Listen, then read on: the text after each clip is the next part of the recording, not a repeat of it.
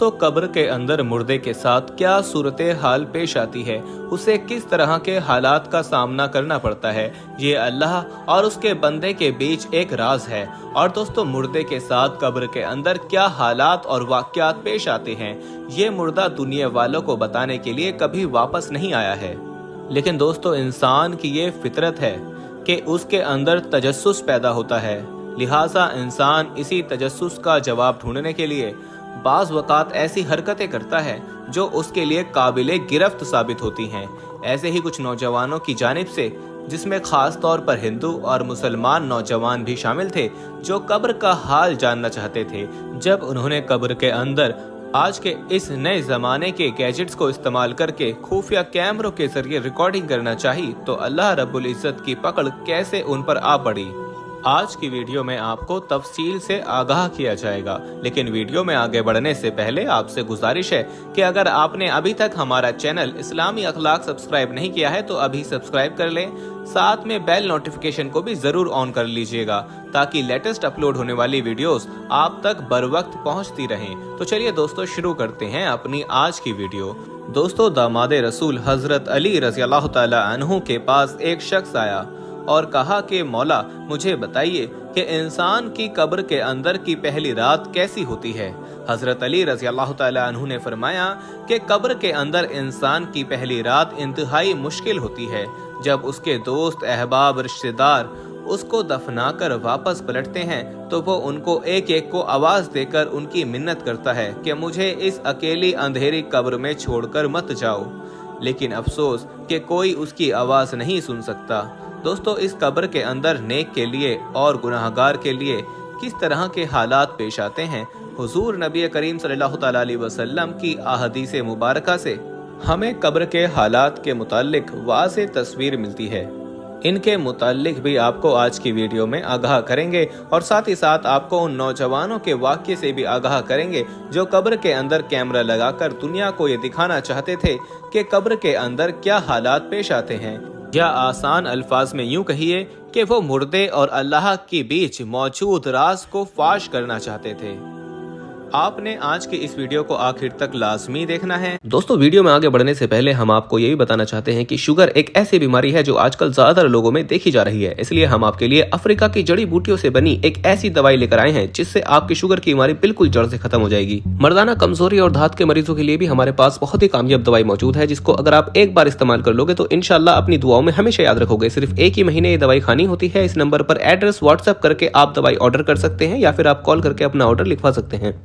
दोस्तों, हाल ही में भारतीय रियासत केरला में एक वाकया पेश आया जहां पर दो हिंदू, जिनका नाम विनोद और ऋषभ था, ये दोनों एक मुसलमान कब्रिस्तान में आए। मुसलमान कब्र खोदने वाले को अपने साथ मिलाया और एक जगह पर कब्र खोदी। उस कब्र के अंदर एक खुफिया कैमरा नस्ब किया और कब्रिस्तान के अंदर मौजूद कमरे के अंदर कुछ स्क्रीन लगा दी जो कि इस खुफिया कैमरे की रिकॉर्डिंग दिखा सकती थी।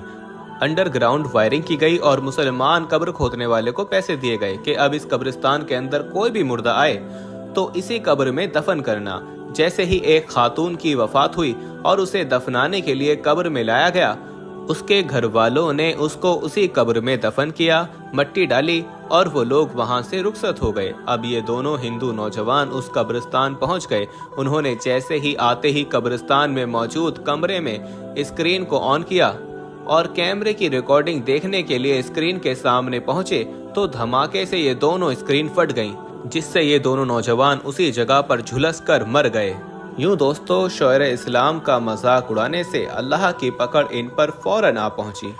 और इसी तरह दोस्तों, एक मुसलमान नौजवान की भी वीडियो सोशल मीडिया पर गर्दिश कर रही है, जिसने अपने दोस्त के साथ मंसूबा बनाया और खुद कब्र में लेटा।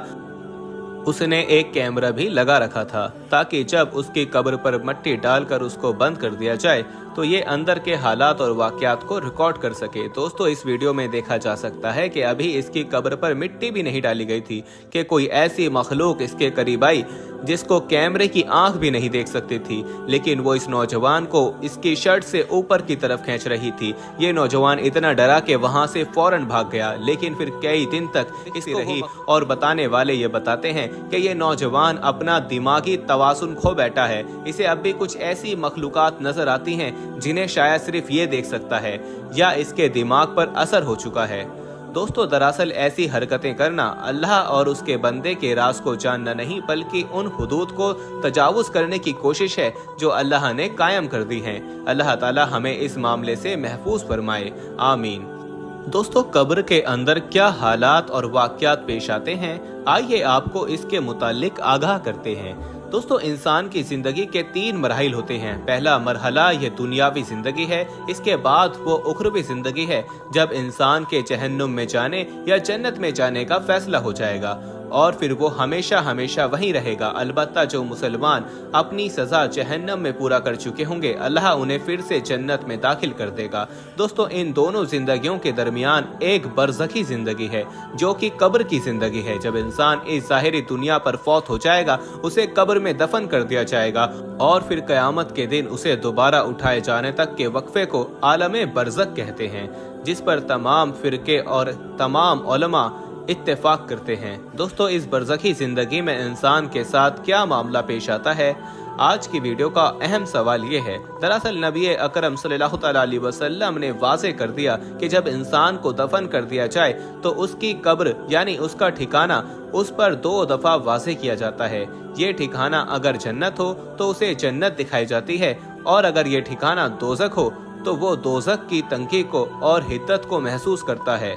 दोस्तों, इंसान को जब कब्र में दफन किया जाता है तो कब्र इंसान से मुखातिब होती है कि तुम मेरी पुश्त पर चलते थे और तुम मुझे बहुत महबूब थे। देखो, वो वक्त आ पड़ा है कि मैं तुमसे आ मिली हूँ।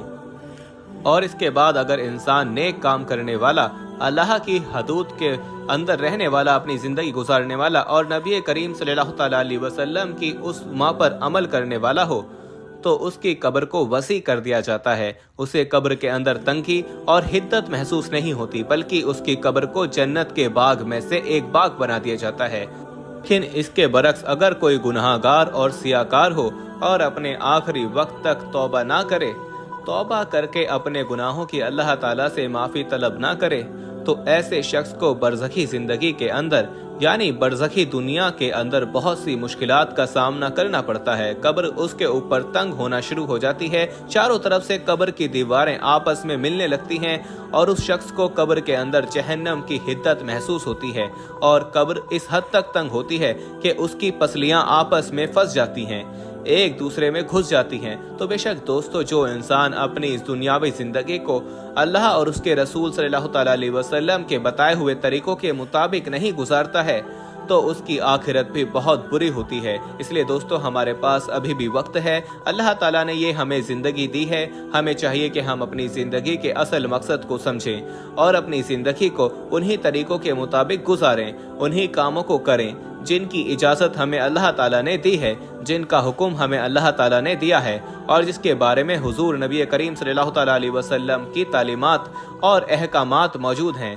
और बेशक दोस्तों, कामयाब है वो इंसान जिसने इस दुनिया में अपनी ज़िंदगी को अल्लाह ताला के अहकामात के मुताबिक गुजारा, और जब उसकी मौत का वक्त करीब आया तो वो ईमान की हालत में मरा। तो दोस्तों, हमारी भी अल्लाह ताला से यही दुआ है कि अल्लाह ताला हमें इस दुनिया में नेक अमल करने की तौफीक अता फरमाए, और जब हमारा वक्त आखिर हो तो हमारा ईमान पर खात्मा हो। आमीन सुम्मा आमीन।